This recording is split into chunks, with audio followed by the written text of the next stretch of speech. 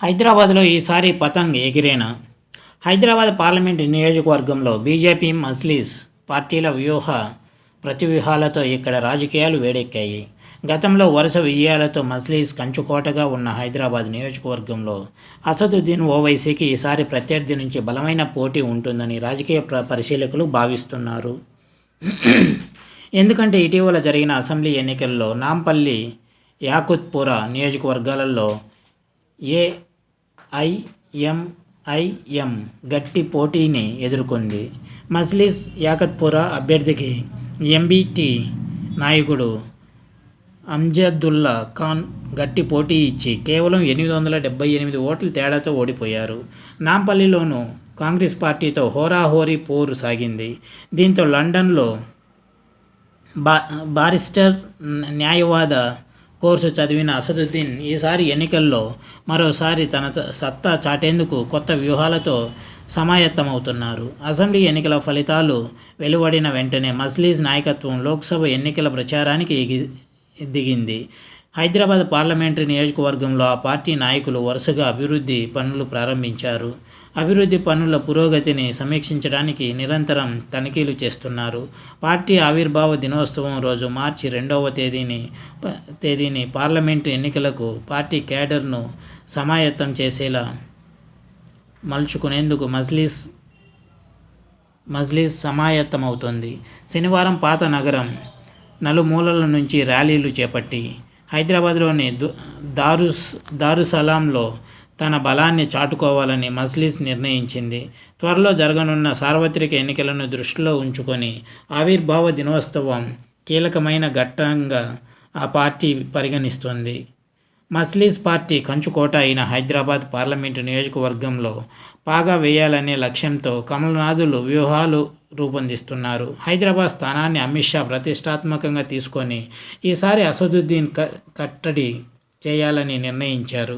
ఈసారి ఎన్నికల్లో why not Hyderabad అనే నినాదంతో తాము అక్కడ కూడా గెలుస్తామని సాక్షాత్తు తెలంగాణ బీజేపీ అధ్యక్షుడు కేంద్ర మంత్రి కిషన్ రెడ్డి ధీమా వ్యక్తం చేశారు.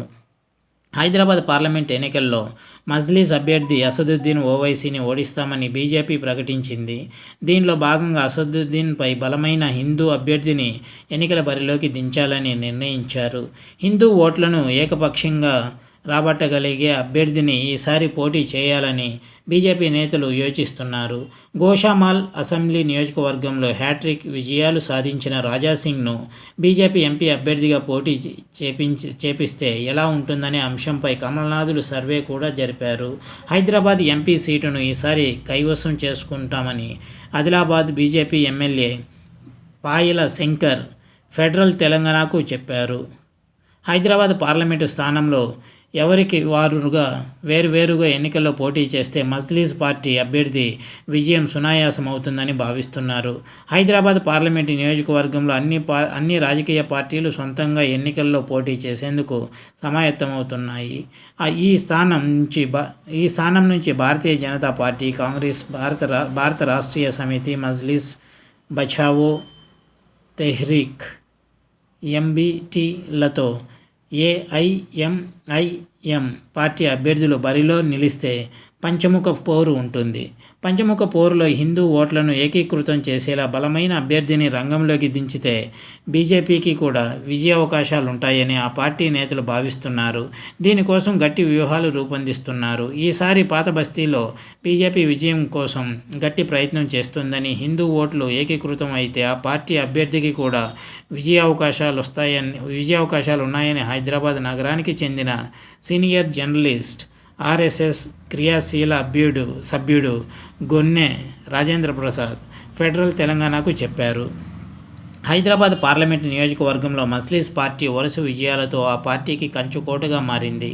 1984 పార్లమెంటు ఎన్నికల్లో మొట్టమొదటిసారిగా సుల్తాన్ సలావుద్దీన్ ఓవైసీ విజయం సాధించారు. నాటి నుంచి 1984, 1989, 1991, 1996, 1998, 1999 సంవత్సరాలలో జరిగిన పార్లమెంటు ఎన్నికల్లో వరుసగా 6 సార్లు అసదుద్దీన్ ఓవైసీ విజయం సాధించారు. అనంతరం 2004 సంవత్సరంలో పార్లమెంటు బరిలో దిగిన అసదుద్దీన్ ఓవైసీ 1,00,000 ఓట్ల మెజార్టీతో ఘన విజయం సాధించారు.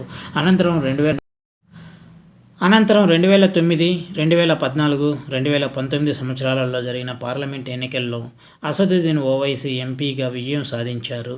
అసెంబ్లీ ఎన్నికల్లో ప్రత్యర్థి పార్టీల నుంచి గట్టి పోటీ ఎదుర్కొన్న మజ్లిస్ పార్లమెంటు ఎన్నికల్లో మాత్రం అసదుద్దీన్ ఓవైసీ వైపే పాత బస్తీ ఓటర్లు మొగ్గు చూపే అవకాశం ఉందని పాత నగరానికి చెందిన senior journalist Shaikh Mujahid Federal తెలంగాణకు చెప్పారు. ఇది వ్యూవర్స్.